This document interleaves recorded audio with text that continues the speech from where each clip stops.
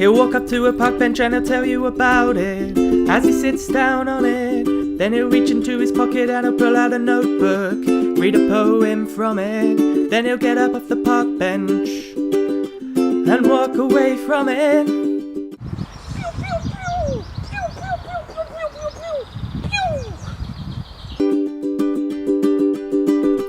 He's the park bench poet. Hello, welcome to Park Bench Poetry.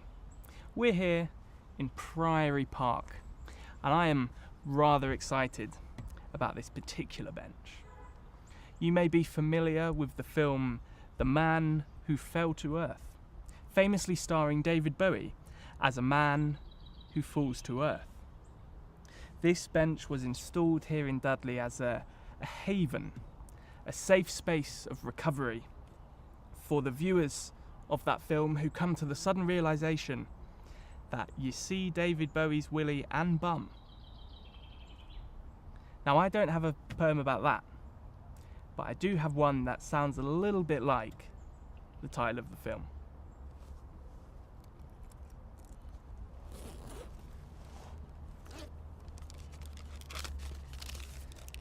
This is called The Men Who Smell to Earth.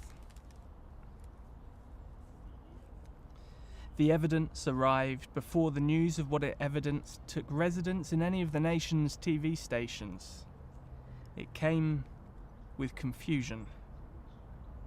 Not a sound, not a light, but frightful all the same. More so, in fact, a smell.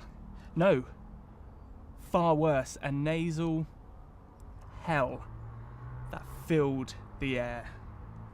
But more than that, it got inside, behind the eyes, right through the sinuses. They couldn't see, they couldn't hear, and with that came the fear. Way out on Mars, a rover drove over a stone, which rattled and revealed a hidden hollow.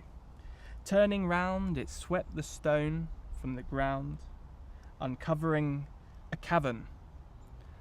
Out stepped 3 mangy Martian men, a dirty throng, and brought with them the pong.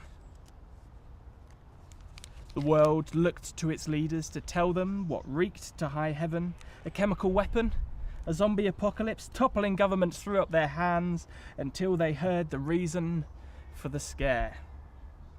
And with it came despair. Humanity waited so long for this moment.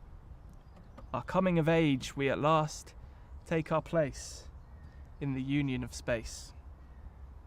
But this wasn't what we planned for the ascension of man. Now we know we're not alone, but is it worth the men who smell to earth? He's the park bench poet.